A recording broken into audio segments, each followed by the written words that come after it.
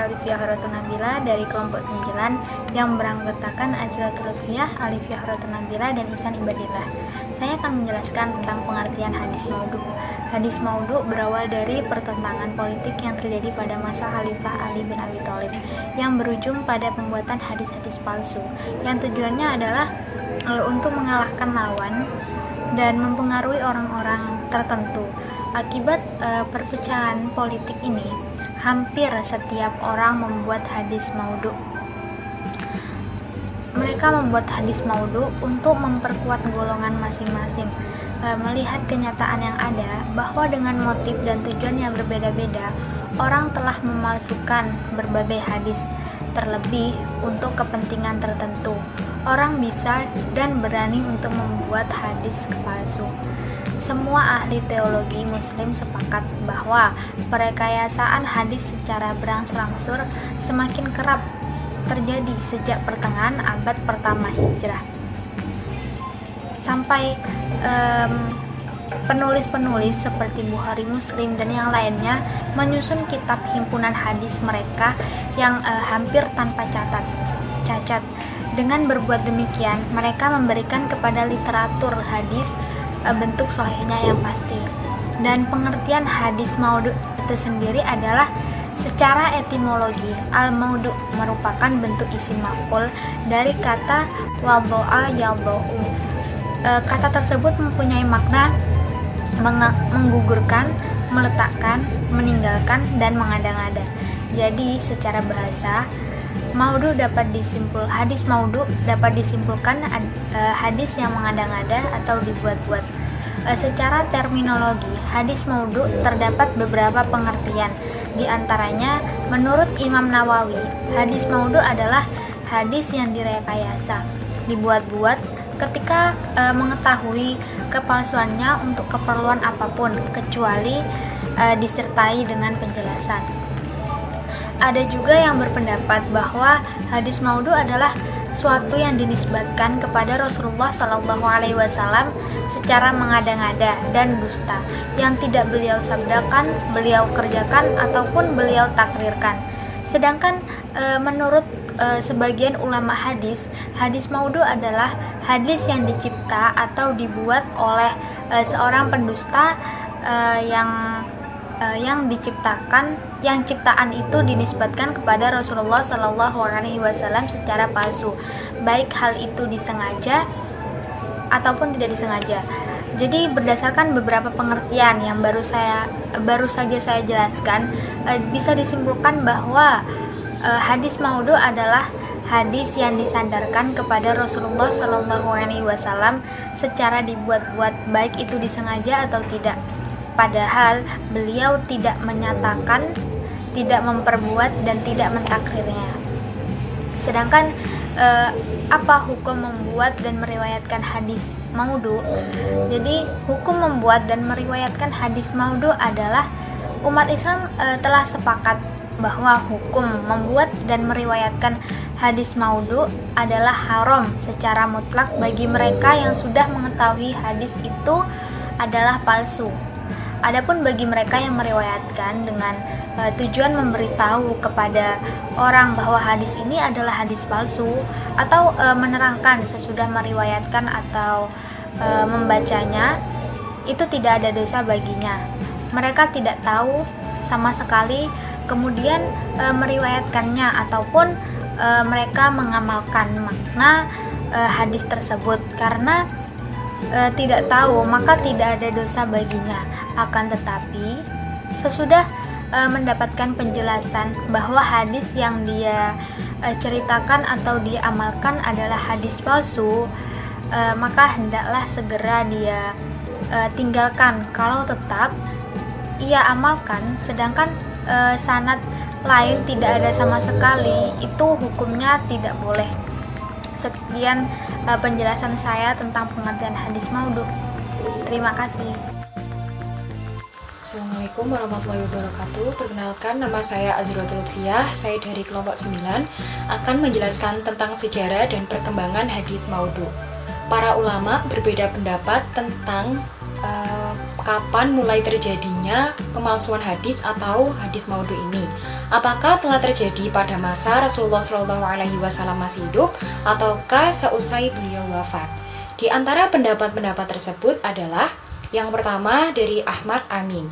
Argumen yang dikemukakan oleh Ahmad Amin adalah hadis Nabi Rasulullah SAW yang berbunyi bahwa barang siapa yang secara sengaja membuat berita bohong dengan mengatasnamakan Nabi, maka hendaklah orang itu bersiap-siap menempati tempat duduknya di neraka. Nah, argumen Ahmad Amin ini memberikan gambaran bahwa kemungkinan besar telah terjadi pemalsuan hadis pada zaman Rasulullah SAW. Itu kata Ahmad Yamin. Nah, sandaran pendapatnya hanya pemahaman yang tersirat pada hadis tersebut. Maka dalam hal itu tidaklah kuat untuk dijadikan dalil bahwa pada zaman Nabi telah terjadi pemalsuan hadis. Yang kedua ada Salah ad-Din al-Adabi. Nah, Al-Adabi menjadikan hadis yang diriwayatkan oleh At-Tahawi dan At-Tabrani ini sebagai argumen untuk mendukung pendapatnya. Kedua riwayat tersebut menyatakan bahwa pada masa Nabi Muhammad SAW ada seseorang yang telah membuat berita bohong dengan mengatasnamakan Nabi Muhammad SAW. Orang tersebut mengaku telah diberi kuasa oleh Nabi Muhammad SAW untuk menyelesaikan suatu masalah pada suatu kelompok gitu. Sampai orang ini menikah dengan gadis di kelompok tersebut di Madinah. Karena merasa curiga, maka masyarakat tersebut mengutus seseorang kepada Nabi Muhammad SAW. Orang tersebut ternyata bukanlah utusan Nabi Muhammad SAW. Karenanya Nabi Muhammad memerintahkan sahabat untuk membunuh orang yang telah berbohong tersebut, dan apabila ternyata yang bersangkutan telah meninggal dunia, maka Nabi Muhammad SAW memerintahkan agar jasad orang tersebut dibakar. Nah, hadis ini dipergunakan sebagai dalil oleh Al-Adabi berdasarkan penelitian para ahli, ternyata sanadnya lemah dan oleh karenanya tidak bisa dijadikan sebagai dalil. Yang terakhir, kebanyakan ulama hadis berpendapat bahwa pemalsuan hadis baru terjadi pertama kali adalah setelah tahun 40 Hijriah pada masa kekhalifahan Ali bin Abi Thalib, yaitu setelah terjadinya perpecahan politik antara kelompok Ali bin Abi Thalib dan Muawiyah dengan pendukungnya di pihak lain. Nah, masing-masing kelompok ini berusaha untuk mendukung kelompok mereka dengan berbagai argumen yang dicari mereka dari Al-Quran dan hadis. Dan ketika mereka tidak mendapatkannya gitu, maka mereka pun membuat hadis-hadis palsu. Jadi mereka menciptakan hadis-hadis palsu sendiri begitu. Dari yang saya jelaskan dapat disimpulkan bahwa belum terdapat bukti yang kuat tentang telah terjadinya pemalsuan hadis pada masa Nabi SAW. Demikian juga pada masa-masa sahabat sebelum pemerintahan Ali bin Abi Thalib. Nah, hal demikian karena begitu kerasnya peringatan yang diberikan oleh Nabi Muhammad SAW terhadap mereka yang mencoba-coba untuk melakukan dusta atas nama beliau. Assalamualaikum warahmatullahi wabarakatuh. Perkenalkan, nama saya Ihsan Ibadillah dari kelompok 9 akan menjelaskan ciri-ciri hadis maudhu.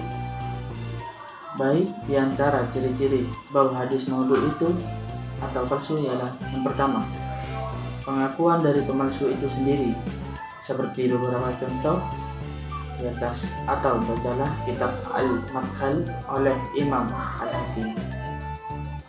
Yang kedua, terdapat keganjilan dan rusak maknanya. Dan yang ketiga, bertentangan dengan ketetapan Alkitab dan As-Sunnah. Kemudian untuk mengetahui bahwa suatu hadis itu maudhu atau palsu adalah tidak ada asal-usulnya, tidaklah mudah, dan bukan sembarang orang kecuali para imam ahli hadis atau para ulama yang mahir dan luas pengetahuannya tentang sunnah dan hadis. Mereka memiliki kemampuan yang khusus tentang sunnah dan hadis, jar dan ta'dil, tarikh para rawi, turukul hadis atau jalan-jalan hadis, dan lain-lain yang berhubungan dengan ilmu yang mulia ini. Berbicara tentang rawi-rawi hadis membutuhkan kewaraan atau kehati-hatian yang sempurna serta terbebas dari hawa nafsu dan keberpihakan. Memiliki pengetahuan yang sempurna terhadap hadis dan ilat-ilatnya atau penyakit-penyakit hadis dan rijalnya rawi-rawi hadis. Adapun mereka yang tidak mempunyai bagian sama sekali di dalam ilmu yang mulia ini, mereka yang hanya melemahkan atau mengatakan bahwa ini hadis maudhu karena hawa nafsu dan ra'yu atau pikiran mereka yang batil, yang menyalahi Alkitab dan As-Sunnah, mereka yang pekerjaannya sehari-hari menggugat sunnah yang sahih. Maka mereka yang zalim dari para penentang sunnah sahih ini sama sekali perkataannya tidak boleh didengar, bahkan wajib ditentang dan dibuka aurat kebodohannya. Dan umat diberi penjelasan akan tipu daya mereka yang sangat berbahaya bagi agamanya kaum muslimin. Sekian dari saya, kurang lebihnya mohon maaf apabila banyak kekurangan. Wassalamualaikum warahmatullahi wabarakatuh. Kembali lagi bersama saya akan menjelaskan tentang contoh-contoh hadis maudhu. Yang pertama, al-haditsu fil masjidi ya'kulul hasanati kama ta'kulul bahaim al-hashis. Artinya, percakapan dalam masjid akan makan dan menghapus pahala kebaikan seperti binatang ternak yang memakan rumput. Hadis ini dihukumi oleh Imam Al-Iraqi rahimahullah, As-Subki rahimahullah, dan Al-Bani rahimahullah sebagai hadis palsu yang tidak ada asalnya dalam kitab-kitab hadis. Yang kedua, qalilut taufiqi khairum min katsiril aqli. Taufik yang sedikit lebih baik dari ilmu yang banyak. Hadis ini juga dihukumi oleh para ulama yang saya sebutkan tadi sebagai hadis palsu yang tidak ada asalnya. Yang terakhir, buniyat dinu 'alan nadhafah. Agama Islam dibangun di atas kebersihan. Hadis ini adalah hadis yang palsu karena pada sanadnya ada perawi yang bernama Umar bin Sub al-Khurasani. Nah, Ibnu Hajar rahimahullah pernah berkata tentangnya, dia adalah perawi yang matruk atau ditinggalkan riwayatnya karena sangat lemah. Bahkan Imam Ishaq bin Rohuyah mendustakannya. Terima kasih.